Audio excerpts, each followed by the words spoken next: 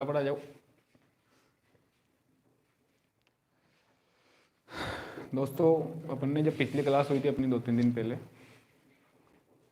जन्म संबंधी रीति रिवाज की अपन ने बात की थी। उसके बाद आज अपन बात करते हैं विवाह संबंधी रीति रिवाजों की। विवाह में क्या क्या होता है, कब क्या होता है, सारी चीज़ें डिस्कस करेंगे। पहली क्लास में अपन ने पढ़े थे जन्म संबंधी रीति रिवाज। तो अपनी जो दूसरी क्लास है उसमें अपन पढ़ेंगे विवाह संबंधी रीति रिवाज। विवाह संबंधी रीति रिवाज। विवाह संबंधी रीति रिवाज। अब देखो, यहां अपन बात करते हैं विवाह में क्या क्या होता है, सारी चीजें अपन को डिस्कस करनी है। विवाह में अगर अपन बात करें तो सबसे पहले होती है सगाई। क्या होती है दोस्तों? सगाई। कुछ रस्में अपन जानते हैं, कुछ के बारे में अपन बात करेंगे। अब जैसे सगाई आप लोग सब लोग जानते हो, सगाई क्या होती है। भाई ऐसा थोड़ी पढ़ेंगे कि छोरा छोरी को देखने जाएगा, छोरी छोरे को देखने आएगी, फिर चाय लेके आएगी। ये चीजें सब जानते हो आप। इस सगाई को कहा जाता है टेवलिया। क्या कहा जाता है दोस्तों? इसको टेवलिया। और इसी का तीसरा जो नाम है वह है सगपण। क्या है दोस्तों? सगपण। सगाई, इसी का दूसरा नाम टेवलिया, इसी का तीसरा नाम सगपण। अब देखो, इसके बाद अगर बात करें अपन, सगाई हो गई भाई साहब, सगाई होगी तो कपड़े उपड़े आएंगे। तो यहां पर एक शब्द आता है रीत। क्या शब्द आता है? रीत। कई लोगों की नौकरी लगा दी इस रीत ने। आपने सुना होगा हम रीत करने जा रहे हैं। क्या करने जा रहे हैं? रीत। रीत का मतलब क्या होता है? सगाई संबंध तय करने हेतु। क्या करने हेतु? सगाई संबंध तय करने हेतु वर पक्ष द्वारा, इसके द्वारा वर पक्ष द्वारा जो वधू को जो कपड़े भेंट किए जाते हैं। अब यहां मैं कपड़ों की बजाय एक बहुत अच्छा शब्द प्रयोग में लाता हूं, उपहार। सगाई या संबंध तय करने हेतु वधु को जो वर पक्ष की तरफ से जो उपहार भेंट किए जाते हैं उसको अपन कहते हैं रीत। अब उपहार में क्या आएगा? देखो, उपहार में अपने कपड़े भी आ जाएंगे, गहने जो फोकट में आए वो सब अपना उपहार है। सीधी सी बात है। अब यहां बात आई, देखो उपहार की,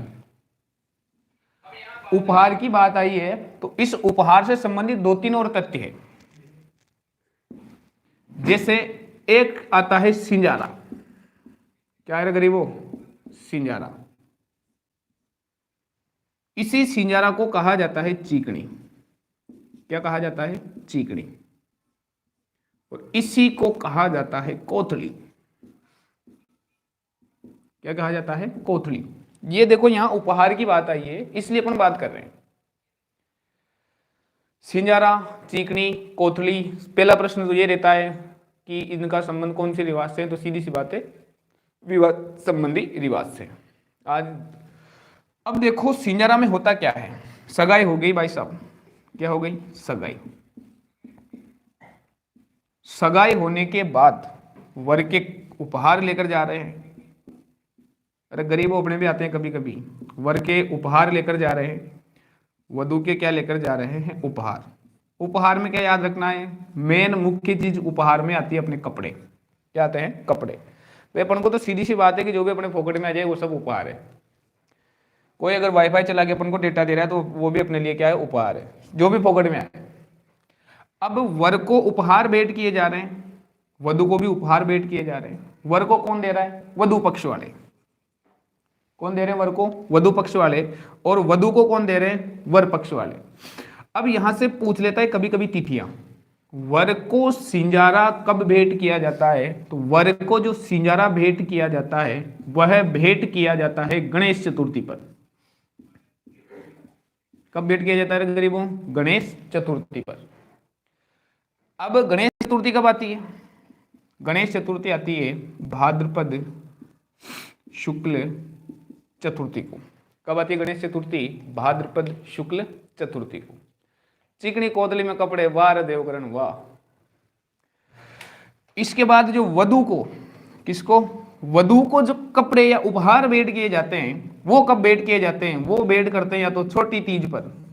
कब भेंट करते हैं? छोटी तीज पर, या फिर भेंट किए जाते हैं बड़ी तीज पर।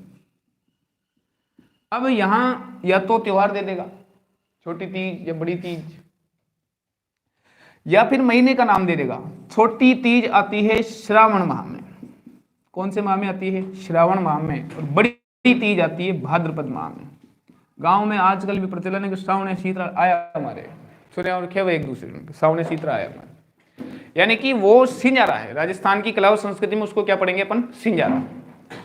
तो वर को सिंजारा भेंट किया जा रहा है गणेश चतुर्थी पर, वधू को सिंजारा भेंट किया जा रहा है छोटी बड़ी तीज पर। छोटी तीज श्रावण माह में, बड़ी तीज भाद्रपद माह में। अब देखो, इसके बाद एक और उपहार संबंधित जो रस्म होती है उसका नाम है बरी पड़ला। जिनका भाई साहब विवाह हो गया ना, उनको इतने अच्छे समझ में आएगा कि ये घटनाएं मेरे साथ घट चुकी है। वो ये सोचेगा कि ये सारी घटनाएं मेरे साथ घट चुकी है, और जिनका नहीं हुआ है उनके साथ भी घटने वाली है। अब अगर बात करते हैं बरी पड़ला, विवाह के समय, काई के समय? विवाह के समय वर पक्ष द्वारा, किसके द्वारा? वर पक्ष द्वारा जो वधू को उपहार भेंट किए जाते हैं, किसको दोस्तों? वधू को, उनको कहा जाता है बरी पड़ला।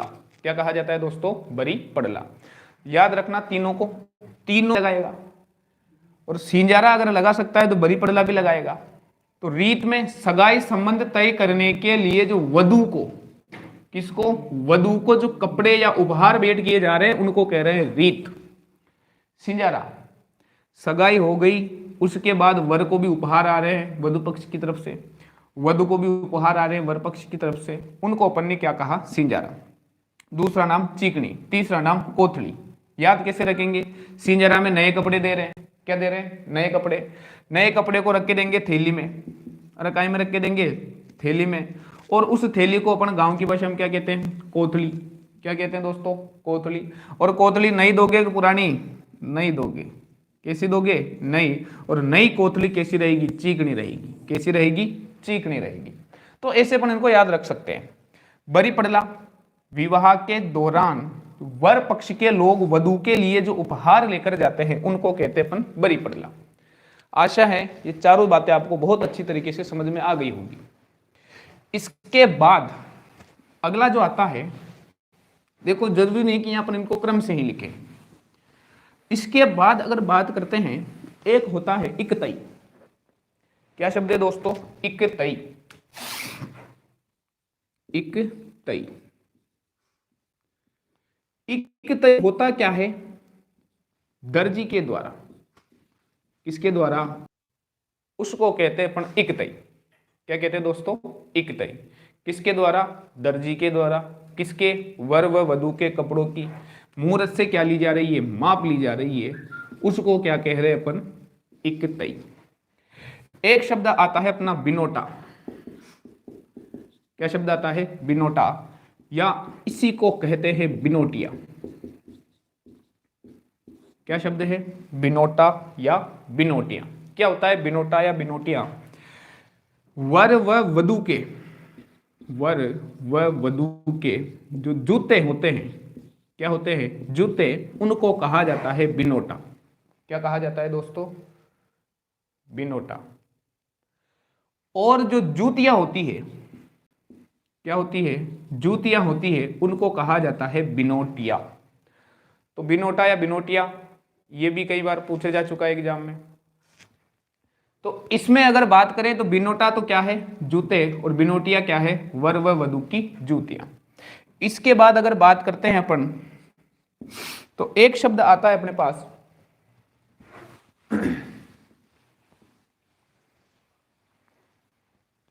हलदायत की पूजा। क्या शब्द आता है? हलदायत की पूजा। इसी को कहा जाता है गणेश पूजन। क्या कहा जाता है इसको? गणेश पूजन। सीधी सी बात है, विवाह से पूर्व घर पे गणेश जी की क्या की जाती है, स्थापना, गणपति स्थापना करते हैं, उसको कहते हैं अपन हलदायत की पूजा या गणेश पूजन। इसके बाद देखो सबसे इंपॉर्टेंट एक होती है लग्न पत्रिका। कौन सी पत्रिका दोस्तों? लग्न पत्रिका, या उसी को कहते हैं अपन पीली चिट्ठी। क्या कहते हैं? पीली चिट्ठी। लग्न पत्रिका बोल दो, पीली चिट्ठी बोल दो, या पांति बोल दो। क्या बोल दो? पांति। क्या होती है लग्न पत्रिका? देखो दो प्रकार की पत्रिकाएं अपन को यहां पर पढ़नी है। एक तो है लग्न पत्रिका और एक होती है कुमकुम पत्रिका। कौन सी दोस्तों? एक तो लग्न पत्रिका और एक कुमकुम पत्रिका, जिसी को अपन कहते हैं निमंत्रण पत्र। क्या कहते हैं दोस्तों? निमंत्रण पत्र। तो लग्न पत्रिका क्या है? यहां मैंने एक शब्द लिखा है, इससे आप भली भांति समझ गए होंगे, पांति। पांति कौन लेकर आता है भाई? वधु पक्ष के लोगों द्वारा। किनके द्वारा दोस्तों? वधु पक्ष के लोगों द्वारा वर पक्ष को भेजी गई। कौन भेज रहा है? वधु पक्ष। किसको भेज रहा है? वर पक्ष को। वधु पक्ष के लोगों द्वारा वर पक्ष को भेजी गई पीली चिट्ठी। कौन सी चिट्ठी? पीली चिट्ठी, जिसमें विवाह की तिथियां, कई की तिथियां? विवाह की तिथियां अंकित होती है। जिसमें विवाह की तिथियां क्या होती है? अंकित होती है, उसको कहते हैं अपन लग्न पत्रिका।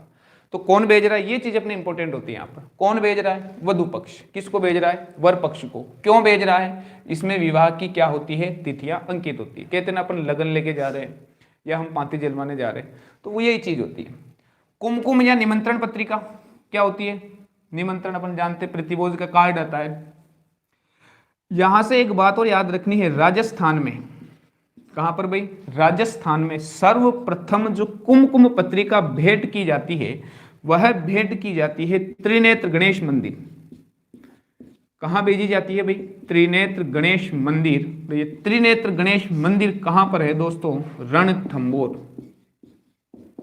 कहां पर है? रणथंभौर। और रणथंभौर कहां पड़ता है अपना? सवाई माधोपुर में।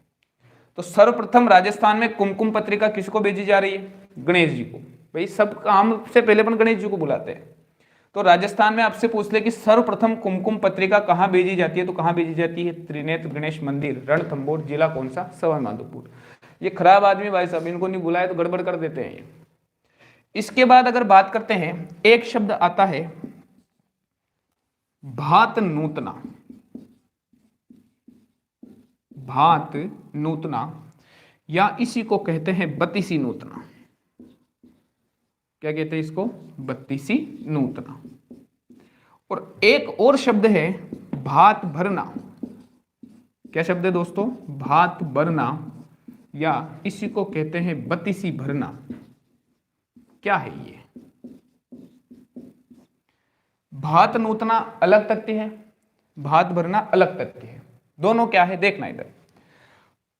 वर व वधु की माताएं, इसकी माताएं, वर व वधु की माताएं जाती है अपने पीहर। कहां जाती है? पीहर। और अपने पीहर वालों को, किनको? अपने पीहर वालों को विवाह में सहयोग की, कहीं की विवाह में सहयोग की क्या करती है? कामना करती है। किनसे कामना कर रही है भाई? पीहर वालों से। गई, उनको निमंत्रण दिया और कहती है कि विवाह में आपसे बनता है उतना क्या कीजिए, आप सहयोग कीजिए। अब देखो, आपने देखा होगा कि जब शादी होती है तब जो वर व वधु के जो माता के जो, या जो माता के जो पीहर वाले लोग होते हैं, वो उसके लिए मोसाड़ा लेकर आते हैं। क्या लेकर आते हैं? मोसाड़ा। ममेरो लावे। क्या लेकर आते हैं? मोसाला। ये मोसाला क्या होता है? तो इस मोसाले को कह सकते हैं अपन भात भरना। क्या भरना? भात भरना। या इसी को कह सकते हैं अपन बत्तीसी भरना। क्या कह सकते हैं इसको? बत्तीसी भरना। यानी कि वर व वधु के ननिहाल पक्ष के लोगों द्वारा विवाह में जो सहयोग किया जाता है, उसको कहते हैं अपन बत्तीसी भरना या भात भरना। तो देखो यहां से कैसे भी पूछ सकता है कि विवाह के समय जो मोसाला आता है उस रस्म का नाम क्या है, या जो मायरा आता है उस रस्म का नाम क्या है। तो उस रस्म को क्या कहते हैं अपन? भात भरना या बत्तीसी भरना। इसके बाद अगर बात करते हैं अपन, तो ये अपन ने बात करी है देखो पत्रिकाओं को लेकर, 4 प्रकार से अपन ने बात करी है, लग्न पत्रिका, निमंत्रण पत्रिका, भात भरना और भात नोतना। इसके बाद विवाह में और क्या क्या होता है, सामान्य सी बातें हैं। विवाह में अगर बात करें, गणेश जी की पूजा अपन ने करवा दी। अब दूल्हा बैठता है बाना, बाना बैठाना। पूछता है कई बार एग्जाम में, बाना बैठाने का संबंध कौन सी रस्म से है, कौन सी रस्म से है, विवाह संबंधी रीति रिवाज से। क्या करते हैं इसमें, कुछ नहीं करते हैं। दूल्हे को क्या बैठाए जाते हैं, बाना बैठाया जाता है और इसमें दूल्हे के बांधे जाते हैं काकण डोर। क्या बांधे जाते हैं, काकण डोर। देखा होगा आपने, जो दूल्हा होता है उसके हाथ में कुछ छोटी छोटी चूड़ियां बंधी होती है, जिनको मोली अपन बोलते हैं, और एक विशेष प्रकार का धागा होता है। सर पेन का कलर चेंज करो, कौन से कलर का पेन यूज में ले, ब्लू कलर का, ठीक है कर लिया। पेन चेंज करने की बोल रहे हो या कलर चेंज करने की बोल रहे हो। तो दूल्हे के आपने देखा होगा कि हाथ में जो एक डोरा बांधते हैं, रंगीन जो डोरा होता है, उसमें मोली छोटी छोटी चूड़ियां बंधी होती है, उनको कहते हैं काकण डोर। अब मैं आपसे एक पूछता हूं, कमेंट करके बताना, एक काकण डोर कब छोड़े जाते हैं, जो काकण डोर दूल्हे के बांधे जाते हैं वो कब छोड़े जाते हैं, कौन छोड़ता है। अब भाई साहब काकण डोर बांध दिए, उसके बाद एक रस्म होती है जिसको कहते हैं पीठी करना। क्या कहते हैं उसको, पीठी करना। क्या होता है पीठी करने में, वर व वधू को, किसको दोस्तों, वर व वधू को लगाई जाती है हल्दी। क्या लगाई जाती है, हल्दी। क्यों लगाते हैं भाई हल्दी, ताकि वर व वधू के चेहरे पर, शरीर पर थोड़ी क्या आ जाए, चमक आ जाए, इसलिए लगाई जाती है हल्दी। लेकिन हमारे जब हल्दी लगाई तो हम तो काले पड़े भाई साहब हल्दी लगाने से। तो पीठी करने में क्या हो रहा है, वर व वधू को क्या लगाई जा रही है, हल्दी। अब देखो यहां बाना बैठाना शब्द आया है, बाना बैठाना कहीं से संबंधित है, विवाह से। आपसे कह दिया कि काकण डोर बांधना कहीं से संबंधित है, तो कहीं से संबंधित है, विवाह संबंधी रीति रिवाज से। इसके बाद बाना बैठाने के बाद क्या की जाती है, पीठी, यानी कि वर व वधू को क्या लगाई जाती है, हल्दी लगाई जाती है। इसके बाद अगर बात करें, विवाह में एक और बाना होता है जिसको कहते हैं अपन तेल बाना। क्या कहते हैं दोस्तों, तेल बाना। क्या होता है तेल बाना, या इसी को कहते हैं तेल चढ़ाना। दुकान पे जाते हैं, एक दीप ज्योति की पिप्पी लेके आते हैं, वर के ऊपर भी डाल दी, वधू के ऊपर भी डाल दी। क्या ऐसा करते हैं क्या, अरे गरीबों बताओ ऐसा करते हैं क्या, हम तेल चढ़ाना, क्या ऐसा करते हैं क्या कि तेल लाके सिर पे डाल दिया, दूल्हे के भी डाल दिया, दुल्हन के भी डाल दिया। इसमें क्या होता है, जो घर की 5 से जो 7 सुहागिन, मुख्य रूप से अगर पूछ ले तो 5 सुहागिन स्त्रियां, सुहागिन का मतलब जिनका विवाह हो चुका है, वह वर व वधू को इस तेल चढ़ाने की या तेल बाने की रस्म को क्या करती है, पूर्ण करती है। आपने देखा होगा दूल्हे को मंडप पे बिठाते हैं, ऊपर से लेकर नीचे तक, कभी यहाँ सिर पर टेकते हैं उसकी हल्दी को, कभी यहाँ घुटने पर टेकते हैं, ये रस्म होती है। इसको कहा जाता है तेल चढ़ाना। भाई क्यों की जाती है ये, तो देखो इस रस्म के बाद कहा जाता है कि आधा विवाह, क्या दोस्तों, आधा विवाह क्या हो चुका है, पूर्ण हो चुका है। यानी कि आपसे यहां से प्रश्न पूछ ले, भाई किस रस्म के बाद व्यक्ति का या दूल्हे का या दुल्हन का आधा विवाह पूर्ण मान लिया जाता है, तो कौन सी रस्म के बाद मानते हैं, तेल चढ़ाने की रस्म के बाद। आपने देखा होगा कि जब तेल चढ़ाने की रस्म हो जाती है तब दूल्हे और दुल्हन को निलाने जाता है। कब तक नहीं निलाते हैं, जब तक उनका क्या नहीं हो जाए, विवाह नहीं हो जाए। अब तेल चढ़ाने की रस्म की भी कंडीशन होती है, भाई इसमें क्या हो रहा है, आधा विवाह पूर्ण हो रहा है। अब ये तेल चढ़ाने की रस्म कब की जाती है, तो देखो दूल्हे के जो तेल चढ़ाने की रस्म की जाती है वह की जाती है बारात रवानगी से पूर्व। कहीं से पूर्व, बारात रवानगी से पूर्व, यानी कि बारात जाने वाली है उससे पहले तेल चढ़ाने की क्या होगी, रस्म होगी। ये तो बात है दूल्हे की, कहीं की बात हुई, दूल्हे की। जबकि दुल्हन को, किसको, दुल्हन को जो तेल चढ़ाने की रस्म पूर्ण की जाती है वह की जाती है बारात आगमन के बाद। आपने देखा होगा कि दुल्हन को वहां मंडप में ले जाया जाता है और दूल्हे के एक फेरा, उसको फेरा खिलाते हैं, जिसको अपन कुंवारा फेरा बोलते हैं अपन गांव की भाषा में। उसके बाद उसको तेल चढ़ाने की रस्म पूर्ण करते हैं। भाई ऐसा क्यों है कि इसके बाद आधा विवाह क्या मान लिया जाता है पूर्ण? भाई मान लो अगर दूल्हे के पहले कर दी, दूल्हे के कोई और ही सेटिंग हो और कोई दूसरा जुगाड़ हो, वो उसके साथ भग जाए, या इधर कोई दूसरा संपट हो, ये इसके साथ भग जाए, तो बेचारा ये इंतजार करता रह जाए या ये इंतजार करती रह जाए। तो इसलिए दूल्हा आ गया दुल्हन के यहाँ, और ये भी भाई साहब को भी बिठा लिया बारात के लिए। तो ये चीजें भाई, ये कंडीशन है इसके लिए। बारात रवानगी से पूर्व किसका होगा? दूल्हे का। और बारात आगमन के बाद किसका होगा? दुल्हन का। क्यों? क्योंकि इसके बाद आधा विवाह क्या कर लिया जाता है? पूर्ण मान लिया जाता है। अब भाई साहब बारात पहुंच गई, बढ़िया नागिन डांस करते गए, बाराती के साथी जो थे, दोस्त लोग जो थे दूल्हे के, बड़े बाराती बन के गए। उसके बाद पहुंच गए भाई साहब दुल्हन के यहाँ। कहाँ पहुंच गए? दुल्हन के यहाँ। अब जैसे ही दुल्हन के यहाँ पहुंचेंगे, क्या डायरेक्ट वो लोग घर पे पहुंच जाएंगे कि निकालो बार हम आगे लेने? अरे होता है क्या ऐसा कि निकालो बार हम आगे लेने? तो देखो, बारात को जो एक निश्चित स्थान पर ठहराया जाता है, वहां पर किया जाता है बारात का स्वागत। उसको कहते हैं सामेला या मधुपर्क। क्या कहते हैं? सामेला या मधुपर्क। सामेला क्या है? बारातियों का क्या करना? स्वागत करना। उसी को कहा जाता है सामेला या मधुपर्क। अब कभी बारात में गए होंगे तो वहां गालियां भी सुनी होगी। क्या भी सुनी होगी? गालियां। कौन देती है भाई गालियां? अरे कौन देती है? नागिन डांस तो बेचारे होलिका के पति ने किया था। अरे खूब लोग करते हैं। होलिका के पति ने नागिन डांस किया था, तभी तो अपन होली मना रहे हैं भाई। नहीं मना रहे हैं क्या?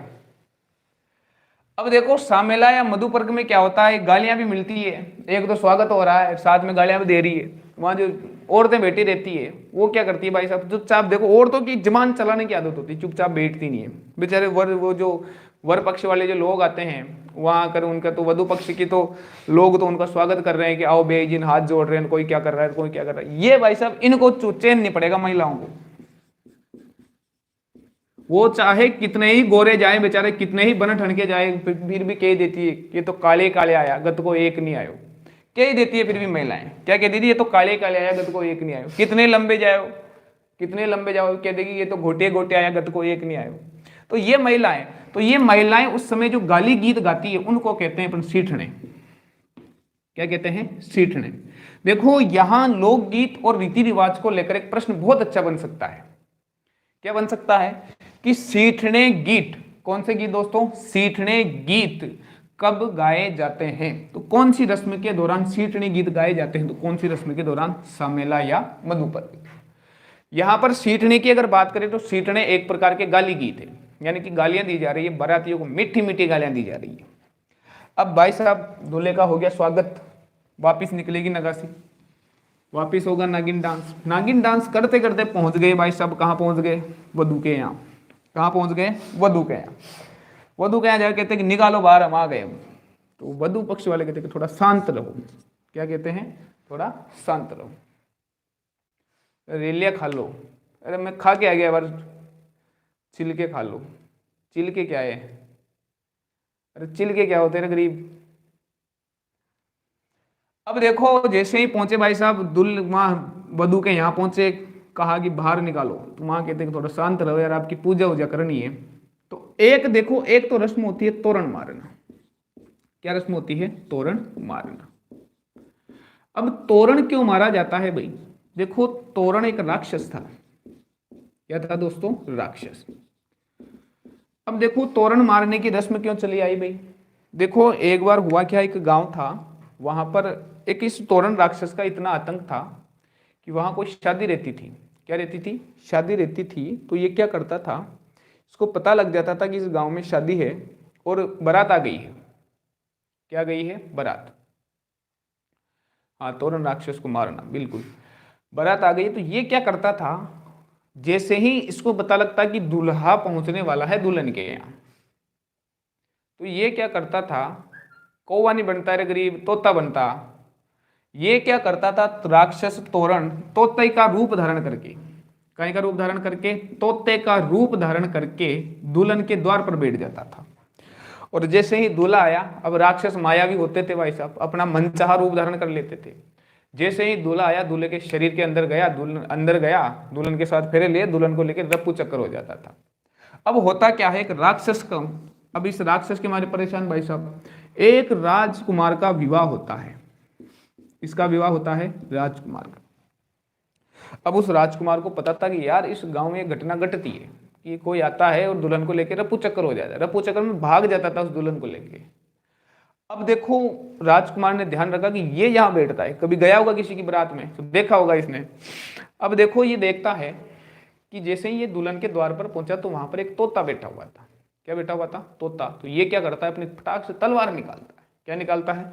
तलवार। और उस तोते की क्या कर देता है? हत्या कर देता है। तभी से तोरण मारने की परंपरा चली आ रही है। अब आजकल लोग तोरण लाते हैं बाजार से। कहाँ से लेकर आते हैं? बाजार से। बाजार में मिलते हैं तोरण गणेश जी के। काहे के मिलते हैं? गणेश जी के। और आजकल आपने देखा होगा शादियां 1 महीने या 2 महीने के बाद जो बाजे बजते हैं ना, उससे ज्यादा दूल्हा दुल्हन बजने लग जाते हैं। ऐसा क्यों है? क्योंकि देखो, आप बाजार से जो तोरण ला रहे हो वो उसमें गणेश जी को ला रहे हो। तोरण मार रहे हो मतलब किसको मार रहे हो? गणेश जी को। और ये तो भाई साहब पहले से बहुत खराब आदमी है। कौन खराब आदमी है? गणेश जी। तो जिनके साथ घटना घट चुकी है, जो मार चुके हैं वे तोरण, वो तो कोई, अब उनका तो कुछ हो नहीं सकता, वो तो चाहे गणेश जी से माफी मांग लो। लेकिन जिन्होंने नहीं मारा उनको मैं कह देता हूं कि अपने ससुराल वालों से कह देना कि तोरण कौन सा लाए भाई, ये लकड़ी का आता है जिसके ऊपर पन्नी लगी रहती है, ऐसा तोरण मंगवाना। तो ध्यान रखना, ये वाला तोरण मारना। जिसने मार लिया, गणेश जी से हाथ जोड़ के माफी मांग लो। गणेश जी की बुलाने की जगह उनको भगा रहे हैं, भगा नहीं रहे हैं, मार रहे हैं डायरेक्ट। तो जिन्होंने मार लिया उनका तो कुछ नहीं हो नहीं सकता। तो ध्यान रखना। तो तोरण के बारे में क्या याद रखना है? तोरण नाम का एक क्या था भाई? राक्षस था। ये भी कई बार पूछ लिया कि तोरण मारने का संबंध कौन से रिवाज से है? तो कौन से रिवाज से है? विवाह संबंध। अब दूल्हा व दुल्हन देखो पहुंच गया, दूल्हा पहुंच गया, कहां पहुंच गया? दुल्हन के घर। वहां पर होगा उसका पगधोई। क्या होगा दोस्तों? पगधोई। पगधोई में क्या होता है? जो वधु पक्ष होता है या जो दुल्हन के घर वाले होते हैं, वधु पक्ष के जो सबसे वधु पक्ष में जो बुजुर्ग व्यक्ति होता है, वह दूल्हे के, किसके? दूल्हे के पैरों का, किसका? पैरों का दूध व हल्दी से, कैसे? दूध व हल्दी से क्या करता है? पूजन करता है। यानी कि दूल्हे के पैर पूजना, उसको क्या कहा अपन ने? पगधोई। क्या कहा दोस्तों? पगधोई। हाँ, इसी में बिनोटा चोरी होते हैं भाई, सही है। अब देखो, पगधोई हुई, पग पांव अगर धुलाए जाएंगे तो जूते खोलेंगे, सही। अब पगधोई हुई, दूल्हे के पैर पूज दिए। इसके अलावा एक और वधु पक्ष के लोग यहां पर आ रहे हैं, तो एक और बात याद रखनी है, कन्यावल। क्या याद रखना है? कन्यावल। क्या इसी को कहते हैं? अखनाल। क्या कहते हैं दोस्तों? अखनाल। कन्यावल या अखनाल क्या है? इस कन्यावल या अखनाल में क्या करते हैं? जो वधु पक्ष के, कौन से पक्ष के? वधु पक्ष के, जो वधु से जितने भी बड़े लोग होते हैं, वधु से जितने भी बड़े, चाहे भाई हो, बहन हो, चाहे कुछ भी, कोई भी हो, काका हो, काकी हो, चाचा हो, चाची हो, काका काकी, चाचा चाची, एक ही बात है, वह उस दिन रखते हैं उपवास। क्या रखते हैं? उपवास। उसको कहा जाता है कन्यावल या अखनाल। यानी कि वधु पक्ष के लोगों द्वारा जो उपवास रखा जाता है उसको अपन क्या कहते हैं? कन्यावल या अखनाल। आई बात समझ में? इसके बाद अगर बात करते हैं तो आपने देखा होगा दूल्हे के गले में एक सफेद रंग का दुपट्टा होता है। क्या होता है दोस्तों? सफेद रंग का दुपट्टा होता है। उस दुपट्टे को अपन कहते हैं, अपने आम भाषा में बोलते हैं उसको अंतरवाशा। क्या बोलते हैं? अंतरवाशा। तो एक रस्म होती है जिसको कहा जाता है छेड़ा छेड़ी। क्या कहते हैं? छेड़ा छेड़ी। छेड़ा छेड़ी में क्या करते हैं? वर का जो दुपट्टा होता है, गले में जो सफेद रंग का दुपट्टा होता है, उस दुपट्टे को वधु के दुपट्टे से जोड़ना, यानी कि वर व वधु के दुपट्टों को आपस में जोड़ना, उसको कहते हैं छेड़ा छेड़ी। क्या कहते हैं दोस्तों? छेड़ा छेड़ी। इसके बाद यहां क्या कर रहे हैं, वर व वधू के दुपट्टे को आपस में जोड़ना। क्या करना, आपस में जोड़ना। उसको अपन ने कहा छेड़ा छेड़ी। उसके बाद एक होता है हथलेवा। क्या होता है, हथलेवा। देखो दोनों का संबंध बांधने से है, दोनों का संबंध बांधने से है, इसलिए यहां पर दोनों को साथ में लिया है। एक तो है छेड़ा छेड़ी, दुपट्टे को आपस में बांध दो या जोड़ दो या गिठान लगा दो, एक ही बात है। हथलेवा आपने देखा होगा विवाह के समय वर व वधू के जो दाएं हाथ हैं हथेले बांधते हैं। क्या करते हैं, हथेले बांधते हैं, जिनको जैसे मामा छुड़वाता है। कौन छुड़वाता है, मामा। यानी कि हथलेवा वर व वधू के, वर व वधू के दाएं हाथों को बांधना, उसको क्या कहते हैं अपन, हथलेवा। इसके बाद अगर बात करें भाई साहब, हो गया पाणी ग्रहण संस्कार। 7 फेरे कर लिए। कितने फेरे खा लिए, 7 फेरे। पाणी ग्रहण संस्कार हो गया।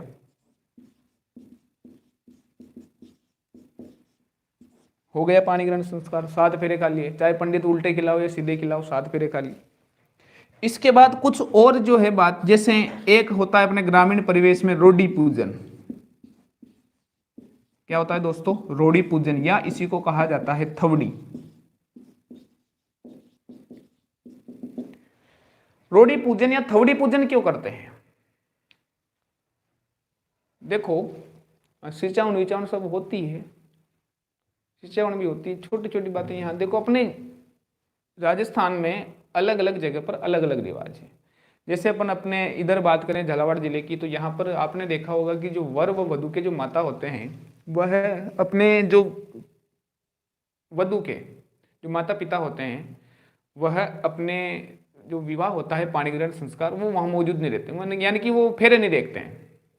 लेकिन आप चले जाओ पर इधर 12 की तरफ जाओ, वहाँ पर उनको साथ में बिठाया जाता है। तो ये अलग अलग जगह पर अलग अलग रिवाज होते हैं। तो यहाँ पर जो मुख्य मुख्य रिवाज है, जो सभी जगह कॉमन होते हैं, अपन उन्हीं की बात कर रहे हैं। सिंचावन बिल्कुल होती है, वधू को सिंचावन की जाती है। जो उसके रिश्तेदार होते हैं, उनकी जो सहेलियाँ होती हैं, उनको कुछ गिफ्ट विफ्ट देती है, सिंचावन यानी कि गिफ्ट। अब देखो रोडी पूजन या थवड़ी पूजन क्यों किया जाता है भाई जैसे रोडी सर्दी गर्मी बरसात सब सहन करती है, उसी प्रकार से वर व वधू भी सहनशील बने। रोडी सर्दी भी सहन करती है, गर्मी भी सहन करती है और बरसात भी सहन करती है। अब अपने जो पुराने जमाने के लोग हैं वो चला गए भाई, अपन को उनको थोड़ी पता था कि रोडी निर्जीव है। अपन तो जानते हैं कि रोडी निर्जीव है, लेकिन पहले लोग चला गए, इसलिए अपन करते आ रहे रस्में। अब यहाँ पर रोडी पूजन थवड़ी पूजन, वर व वधू रोडी की तरह क्या बने, सहनशील बने। इसके बाद देखो एक सबसे इंपॉर्टेंट बात आती है भोज को लेकर। कहीं को लेकर, भोज। विवाह में 2-3 प्रकार के भोज एग्जाम में बार बार पूछे जाते हैं। जैसे एक तो होता है कंवारी जान का जिमन। क्या होता है दोस्तों, कंवारी जान का जिमन। एक होता है जनोटना। क्या होता है, जनोटना। और एक होता है बडार का भोज। कईयों की नौकरी लगा दी इस बडार के भोज ने। कंवारी जान का जिमन, जनोटना और बडार का भोज क्या है ये। पहली बात तो इन सब का संबंध कहीं से है दोस्तों, विवाह से। जिमन, कंवारी जान का जिमन वधू पक्ष द्वारा, किसके द्वारा, वधू पक्ष द्वारा बारातियों को दिया जाने वाला जो सामूहिक भोज होता है। किसके द्वारा, वधू पक्ष द्वारा बारातियों को दिया जाने वाला जो सामूहिक भोज है, उसको कहा जाता है कंवारी जान का जिमन। आपको पता होगा, बारात में गए, बारात का सामेला यानी कि स्वागत हुआ, उसके बाद बारातियों को खाना खिलाते हैं, उसको कहते हैं अपन, क्या कहते हैं, कंवारी जान का जिमन। कंवारी यानी कि अभी विवाह नहीं हुआ है, और बारातियों को जो सामूहिक भोज दिया जा रहा है उसको कहते हैं कंवारी जान का जिमन। जनोटना, यहां से ये प्रश्न कई बार पूछ लिया एग्जाम में, जनोटना क्या है, जनोटना कब दिया जाता है। तो विवाह के समय, कहीं के समय, विवाह के समय दिया गया जो सामूहिक भोज होता है, कौन सा भोज? सामूहिक भोज, उसको कहते हैं जनोटना। क्या कहते हैं दोस्तों? जनोटना। जनोटना आपसे पूछ ले कि जनोटना का संबंध कैसे है, तो विवाह संबंधित विवाह से है। क्या जनोटना? विवाह के समय जो सामूहिक भोज दिया जाता है उसको कहते हैं जनोटना। एक होता है बड़ार का भोज। देखो ऐसे तो ये समझ में याद नहीं रहेगा आपको, मैं एक बात और लिख देता हूं यहां, आशीर्वाद समारोह। क्या है? आशीर्वाद समारोह। क्या होता है इसमें? सब जानते हो, आशीर्वाद समारोह, रिसेप्शन। शादी हो गई, वर पक्ष द्वारा, किसके द्वारा? वर पक्ष द्वारा विवाह के दूसरे दिन, विवाह हो गया, दूल्हा व दुल्हन घर पे आ गए, विवाह के दूसरे दिन नव दंपति यानी कि वर व वधू को आशीर्वाद देने के लिए जो भोज देते हैं, जो सामूहिक भोज देते हैं, अरे भंडारे का भोज नहीं रे गरीब, बड़ार का भोज है। जो सामूहिक भोज देते हैं उसको कहते हैं अपन काय का भोज? बड़ार का भोज। कौन दे रहा है? वर पक्ष। कब दे रहा है? विवाह के दूसरे दिन। क्यों दे रहा है? वर व वधू को क्या देने के लिए? आशीर्वाद देने के लिए। इसके बाद देखो भोजन पकाने के लिए लकड़ियां भी काम में लेते हैं, तो उनको क्या कहा जाता है? तो एक शब्द आता है मुगतना। क्या शब्द आता है? मुगतना। शुद्ध शब्द मुगतना है, लेकिन ग्रामीण परिवेश में इसको मूंगदना बोलते हैं। क्या बोलते हैं? मूंगदना। भाई अपन कौन से शब्द ज्यादा बोलते हैं जो अपने स्थानीय ज्यादा यूज में लाते हैं? मूंग भी होते हैं, दना भी होते हैं, तो मूंगदना। मूंग धना नहीं होकर उसका जो शुद्ध रूप है वह है मुगतना। क्या है दोस्तों? मुगतना।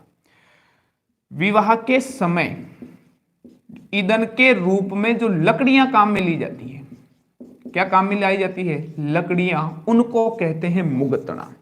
क्या कहते हैं? मुगतना। मुगतना यानी कि विवाह के समय जो लकड़ियां काम में ली जाती है उनको कहते हैं मुगतना। इसके बाद अगर बात करें अपन,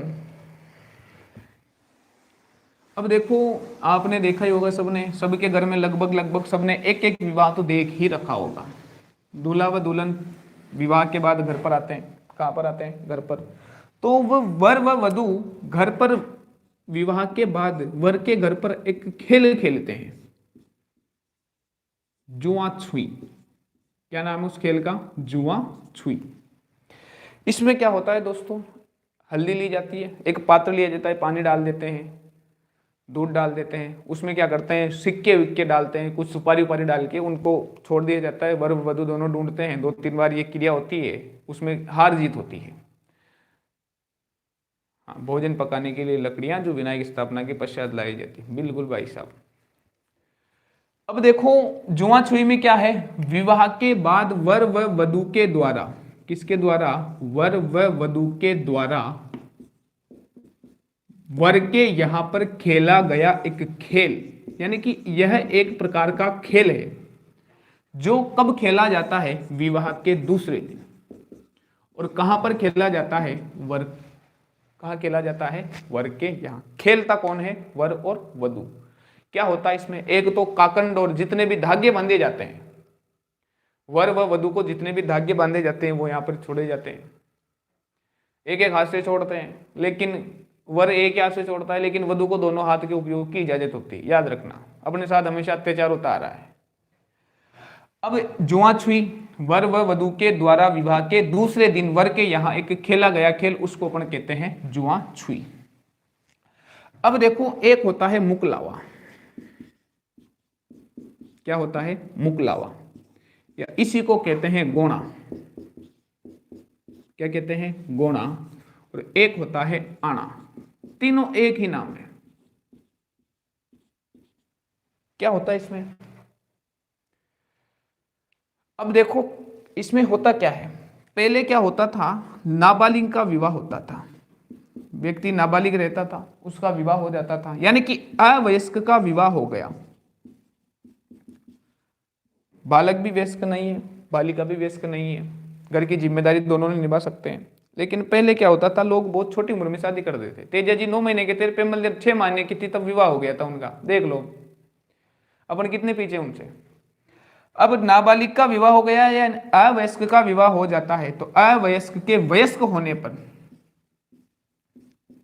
वयस्क हो गए भाई साहब दोनों, अवयस्क के वयस्क होने पर उसको, वधु को, खास करके किसको, वधु को, वधु पहले अवयस्क थी, नाबालिग थी, उसको जब वह वयस्क हो जाती है तो उसको भेजा जा रहा है ससुराल। कहाँ भेजा जा रहा है, ससुराल। इस रस्म को क्या कहते हैं, मुकलावा या गोणा। इसी से संबंधित देखो दो तीन बातें हैं। एक आता है, देखो कंफ्यूज रहते हैं कुछ लोग, कंफ्यूज बहुत ज्यादा रहते हैं। एक होती है नाता प्रथा। कौन सी प्रथा, नाता प्रथा। नाता प्रथा है क्या, देखो ये पत्नी,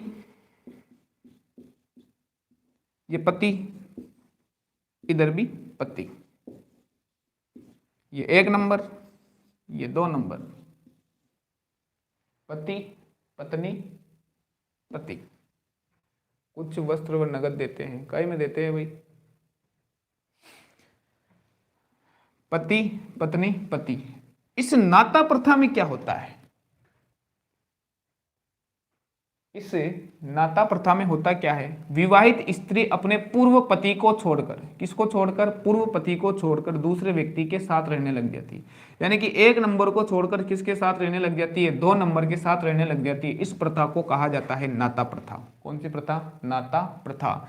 जबकि मुकलावा या गोणा या आना क्या है, इसमें जब वधु वयस्क होती है, क्या होती है, वयस्क, तो उसको ससुराल जो भेजा जा रहा है उस रस्म का नाम क्या है, मुकलावा या गोणा, या उसको अपन क्या कह रहे हैं, आना।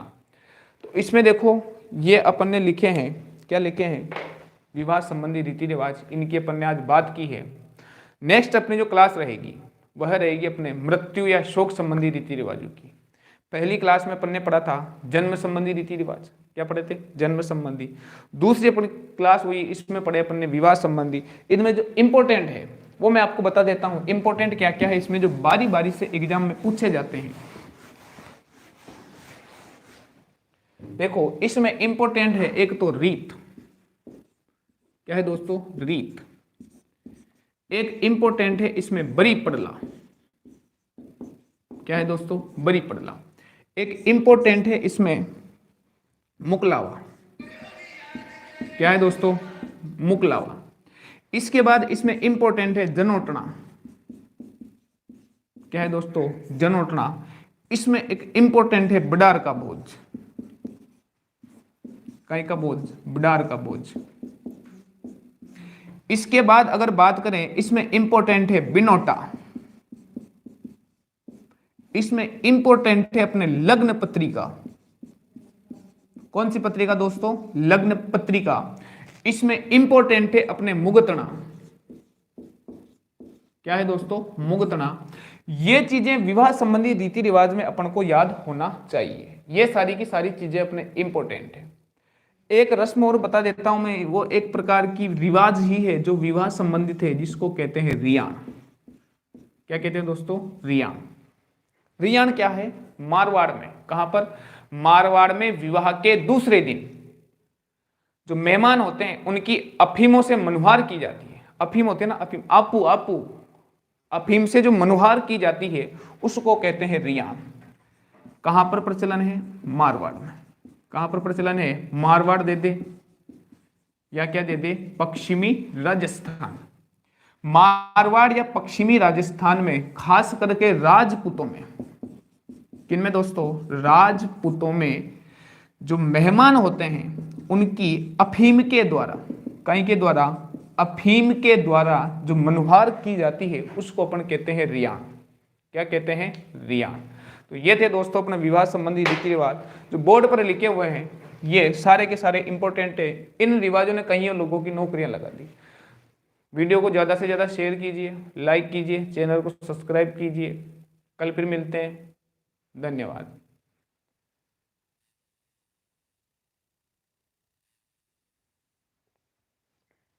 सभी सो गई।